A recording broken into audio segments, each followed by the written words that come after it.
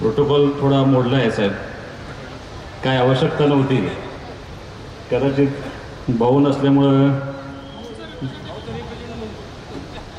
शंका बाळगायचं काही कारण नाही. एवढंच तुम्हाला मी या ठिकाणी व्यासपीठावरती सांगतो.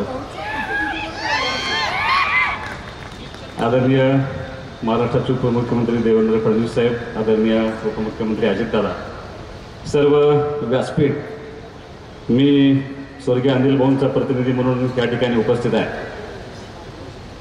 ज्या दिवशी काकांची उमेदवारी झाली त्याच्यानंतर काकांच्याने आमची दोनदा भेट झाली आणि त्या भेटीनंतर आम्ही सर्वांनी त्या ठिकाणी फडणवीस साहेब काम सुरू केले.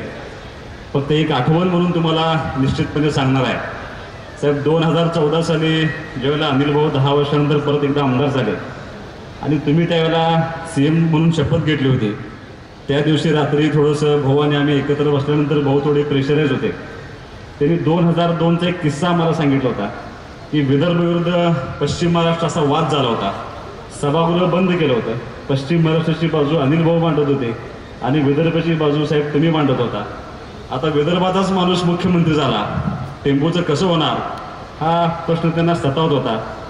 साहेब आम्ही ज्यांचं नेतृत्व म्हणून अनेक वर्ष काम केलं त्या सगळ्या नेत्याने आम्हाला टेंबूच्या योजनेसाठी अनुशेषाचा मुद्दा सांगितला होता. पण ज्यावेळेला भाऊंची आणि तुमची मिटिंग झाली, तुम्ही टेंबूचं वास्तव ज्यावेळेला समोर मांडलं गेलं त्यावेळेला तुम्ही पहिले मुख्यमंत्री आहात की ज्यांनी सांगितले की भाऊ किती पैसे पाहिजेत सगळे पैसे देऊन टाका.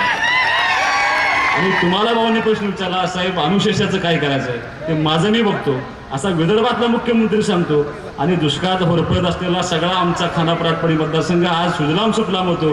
हे सर्वस्वी साहेब तुमचं श्रेय आहे. तुमचं मनापासून या ठिकाणी आभार मानतो.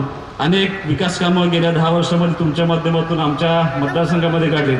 त्या सगळ्या विकास कामांचं उतराई होण्यासाठी आम्ही सर्व आमचा पक्ष असेल ताकदीनं संजय काकांच्या पाठीमागं उभा राहील आणि संजय काकांचा जो शब्द दिलाय, आज पडळकर साहेब इथं आहेत, वैभवदादा इथं आहेत, आम्ही सगळे एकत्र येऊन काकांसाठी आम्ही चांगलं काम करू आणि मोठ्या मताधिकाने काका निवडून आणण्याचा तुम्हाला या ठिकाणी शब्द देतो आणि तुमच्या सर्वांची रजा घेतो. जय हिंद, जय महाराष्ट्र.